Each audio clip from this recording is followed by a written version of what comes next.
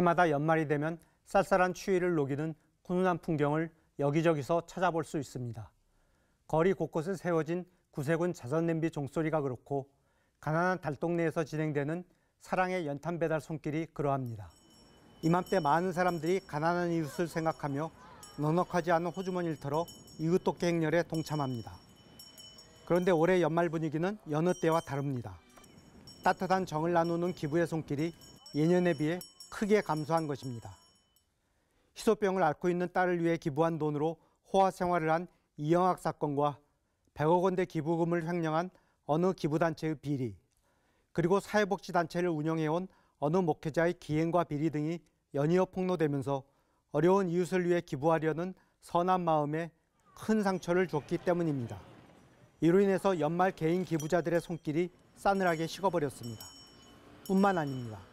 지난해 국정농단 사태로 인해 기업의 기부 활동에 대한 시선도 싸늘해졌습니다.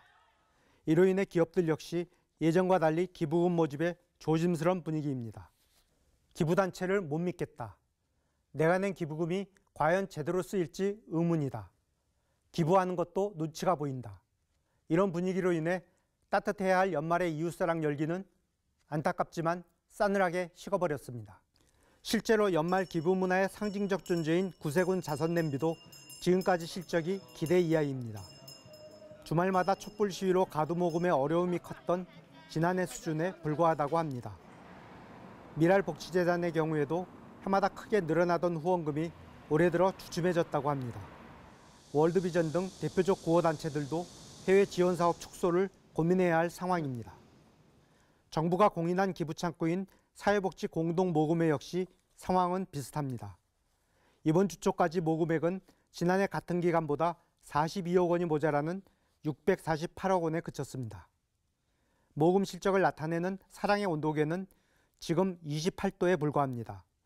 100도가 되어 사랑의 물이 펄펄 끓어야 하는데 모금 목표 달성 비율이 불과 28%라는 것입니다. 그러나 빈대 잡기 위해 초가집을 태울 수는 없습니다. 우리 주변에는 여전히 도움의 손길을 필요로 하는 이웃들이 많습니다. 그리고 투명하게 정확한 기부금 집행으로 신뢰를 쌓아온 단체들도 많이 있습니다. 구세군 자선냄비, 미랄복지재단 등 일정 규모 이상의 공익법인은 사용처 공개가 법으로 의무화되어 있습니다. 그리고 많은 단체가 실제로 투명하게 운영되고 있다는 높은 평가를 받고 있습니다. 지난해 우리 국민의 기부 참여율은 26.7%입니다. 4명 중 1명만 기부에 참여하고 있다는 말인데요. OECD 평균은 43.5%입니다. 선진국 절반 수준인 것이죠. 올해 날씨가 유독 춥습니다. 이럴 때일수록 사랑의 온도는 올라가야 합니다. CBS 논평이었습니다.